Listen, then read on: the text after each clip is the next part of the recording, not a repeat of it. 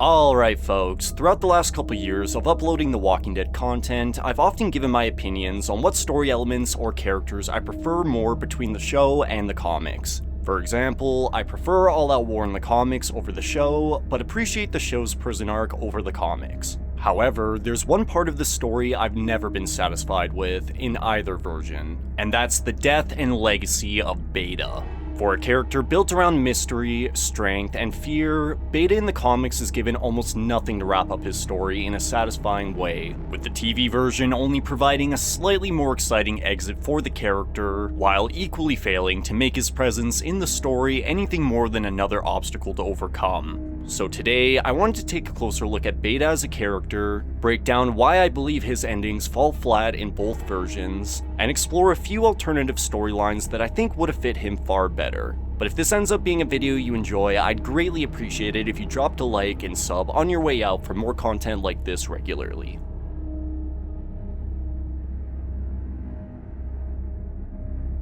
Now, to understand why I believe Beta's story never reached its full potential, you first have to understand what made him so intriguing in the first place. When we were first introduced to the Whisperers, a group of around 200 surviving and living among the dead by wearing their skins, they were portrayed as a nomadic tribe that completely abandoned their humanity. They had surrendered to their animalistic instincts and accepted the dead as the new rulers of Earth, with all among their ranks forfeiting their names to further adapt to this primitive lifestyle. Their leader, Dee, who only ever went by the title of Alpha, was the one to conceptualize this way of life and grew to become a cult leader-like figure among her followers, with the Whisperers living off the land while constantly migrating between camps. Most within their herd believed in Alpha and her teachings, but those who struggled to get with the program would answer to Beta, the enforcer of Alpha's primitive way of life, who assured order among the herd was maintained through fear and intimidation. You see, while Alpha put on this humanity-less mask in both versions of the story, it was nothing more than an act performed by somebody who desperately wanted to believe her own words. She preached how they were animals, and animals don't have attachments, but couldn't let go of the love she had for her daughter Lydia, and even made decisions against the Whisperer's code in order to keep her safe. But Beta truly believed in the way Alpha claimed to view the world, and learned to hate everything stabilized society stood for, ironically viewing coalitions such as what we see around DC as nothing more than people pretending to be something they're not. Beta never questioned Alpha's brutality, and in most cases, actively advocated for it. He never negotiated with victims, never hesitated, and never showed doubt that their way of life outside the confines of society was correct. Alpha was someone simply pretending to have abandoned their humanity, while Beta was the real deal. His loyalty wasn't necessarily to Dee as a person, but to what the Alpha persona represented, with the show expanding on the sinister nature of their bond through flashbacks, demonstrating their shared beliefs the dead were meant to be their guardians. Even when Alpha showed moments of weakness in private, Beta was the one who forced her back into that role through intimidation or violence rather than comfort. But the real intrigue surrounding Beta comes from his identity, or lack thereof. You see, before the apocalypse, Beta in the comic was a famous basketball player, with the show counterpart instead having been a famous musician named Half Moon. In a way, he was in the top 1% of society, which makes his complete rejection and disdain for anything resembling that old life even more intriguing, as he chose to hide his identity following the outbreak with only those closest to him knowing the truth. He believed himself to be an animal, and animals don't have famous faces. The comic version of Beta, in particular, lacks character development and backstory beyond a single comment revealing his famous status. But the show really expands on his character by showing us he did once care for others, specifically his best friend and rehab counselor, who he now wears the scalp of as a helmet, believing he was now with him eternally. The comic insinuates Beta has some form of mental illness, but the show makes it integral to his character, with the death of his best friend and subsequent isolation forcing him into a state of insanity. Beta saw himself as the arbiter of death, and Alpha the personification of chaos, which is why her death at the hands of Negan, a man Beta had explicitly warned her not to trust, completely sent him off the edge. The death of the Alpha persona went entirely against his beliefs, as he thought she was the strongest of them all, with her loss triggering the Whisper War in the comic and, in a way, ending it in the show. However, Beta's role in the arc does shift depending on the adaptation. In the comics, he fights primarily out of revenge, driven by loss and anger, a pretty human motivation for someone claiming to be dead to this world, all things considered. But in the show, his descent goes much further as he begins embodying what he believed Alpha represented, with her death giving him justification for inflicting as much suffering and destruction as possible, even going as far as to cover the damaged part of his skin helmet with her face, giving birth to Alpha Beta, the final form of Beta who combines his strength and brutality with Alpha's ideology. Essentially what he thought the idea of Alpha was, without the human attachments. This is where Beta begins to feel less like a man and more like a symbol of the apocalypse's long-term psychological impact. At this point, he hasn't just abandoned his humanity, but actively killed it, becoming something that, in theory, shouldn't be stoppable through conventional means. But unfortunately, this is where his character peaks in both versions of the story. The comic version of Beta especially lacks in a satisfying payoff, as after fleeing the Whisperer War following his unleashing of the Mega Horde on the Coalition, he randomly returns many issues later, only to get shot by Aaron and die while screaming and crying.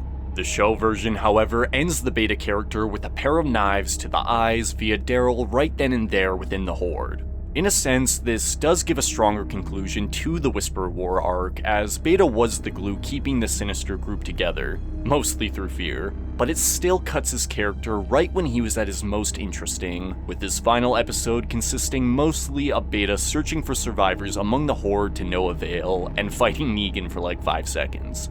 After building this character up as a force of nature, specifically in the show, his death comes abruptly and without any sense of closure, with the comics making him seem like a fool who was never a threat to begin with. For me, Beta has the least satisfying ending for any character from the comic or show. He is the embodiment of the apocalypse's effect on the human psyche. So I wanted to present a few alternative options for how I would have handled the Beta character across both versions of the story to make him feel like more than just another obstacle to overcome. The first, which I believe would work best in the comic over the show, Beta simply disappears and doesn't come back after unleashing the Horde, with the exception of a single panel within the final issue. This is definitely the tamest ending you could give him, and it is derivative of Negan's ending in the comic. But essentially anything is better than his comic fate, and I think you can do a lot with the story if you have him as a loose thread. For me, the show does a much better job of providing a reason for the Coalition to accept the Commonwealth through the destruction done by the Whisperers. So having him as an ever-looming presence following the Whisperer War could have been an incentive for Rick to push for the Coalition's rapid integration with the Commonwealth. But I think the real tragedy here would lie in a final panel or scene during the ending montage briefly showing Beta still alone in the woods all these years later, continuing to lose his mind among the dead, accompanied by a voiced over line from Carl saying something like, "Some people can never find their way out of the dark." In a way, I think he could act as a foil for Negan, as he would end the story in a similar position. Alone, but with Negan having been forced into this isolated way of life while Beta chose it. After all, Beta believed the Horde would finish the Coalition off, so it could make sense he would simply move on to be alone, away from anything that resembled stable society. Most of the Whisperers were already dead, and I doubt the few remaining would stick by his side indefinitely. So portraying his character as someone who is truly too far gone, to the point where he would choose to live among the dead alone while civilization built itself back up around him, would be compelling, and I believe fixes his lack of personal psychological payoff. I also think it's powerful in the sense that the rapid integration of the Commonwealth would be pushed forward simply through the fear of his return, only to learn the loss of the Whisperer War and especially Alpha essentially broke him mentally. The comic has the benefit of already having Beta leave after the Horde is unleashed, so all you would have to do is not include that scene with Jesus and Aaron to make it work. But honestly, I think the show specifically would suffer from this conclusion, as they constructed Beta into feeling like a force of nature, so portraying him as a tragic figure might undermine his arc of killing his old self and merging with Alpha to become something unstoppable. The show also only features a 1-year time jump in its finale versus the 20+ year time jump in the comic, so I think featuring him during that ending in the show would feel more like a setup for his return rather than his ultimate fate.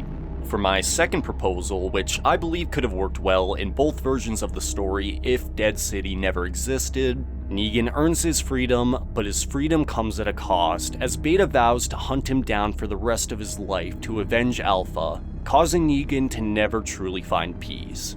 Now, this option might be controversial, as I know a lot of people like Negan's ending for what it is in the comic, myself included, but the show has continued to rehash the same Maggie versus Negan dynamic since Season 9, so I think retiring the character around Season 11 on a note that leaves him freed from prison, but banned from the Coalition while having to constantly move in fears of being found by Beta brings a satisfying semi-redemption arc and a satisfying punishment for his crimes. Beta and Negan's rivalry was one of the best dynamics in both versions of the Whisperer story, so Negan's freedom coming with the monkey's paw gives an ironic sense of justice to his character, and gives Beta this sort of immortal snail dynamic. He moves slow, but is always coming for Negan, trapping these two in a cat and mouse game for the rest of their lives, fixing Beta's lack of lasting personal consequences on those he affected. Beta is shown to be a character that will obsess over his goals, and with this ending, Negan suffers everlasting consequences, as this would be an unstoppable version of Beta, especially for someone without allies to fall back on. Negan being left to live his life alone in the comic is powerful, but in reality, there was nothing really stopping him from going far away to ally with another group, so Beta constantly killing anyone near him would assure he would have to spend his life in the wasteland, as nobody would want that kind of threat anywhere near their community. Now, my final proposal, which I think is probably the strongest and works well for both versions of the story, Beta flees after unleashing the Horde and becomes a sort of boogeyman in the apocalypse. He's always lurking in the background and follows our characters while building his Walker Horde back up, only to return during the Commonwealth arc's finale while being the reason for the Horde's invasion.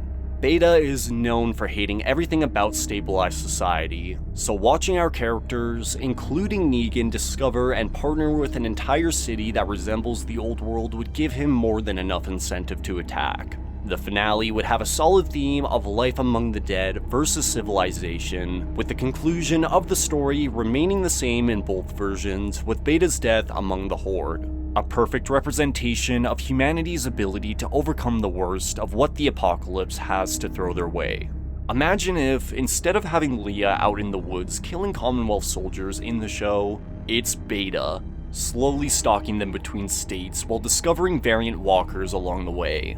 This not only makes the presence of variants less random towards the end of the story, but could also add this strange dynamic of not knowing whether these really were variants or projections of Beta's insanity, only to learn there really were walkers capable of climbing, which would come as a shock to the characters in the story and the viewer. Beta, to me, is the son of the apocalypse. He's the worst case scenario for what this world can make you become. And although his comic version lacks the psychological dynamic of the character, I think this ending could work just as well with his need to avenge Alpha and the Whisperers, fixing his lack of lasting narrative impact on the story. As you can see, it doesn't take a lot to make Beta more significant, and that's kind of my point. The character really writes himself. You could take him down a more personal path, you could have him be the ultimate consequence of another integral character, or the final threat to represent the true brutality of the apocalypse in the face of civilization's return. But these are just my ideas for how you can improve Beta's character, and now it's your turn. Do you think his ending is acceptable the way it is? Do you prefer one of the endings I came up with? Or do you think there's another path you could take him down that I didn't think of? I want to hear all your thoughts in the comments down below. But that is going to do it for me today, folks. As always, thank you so much for watching.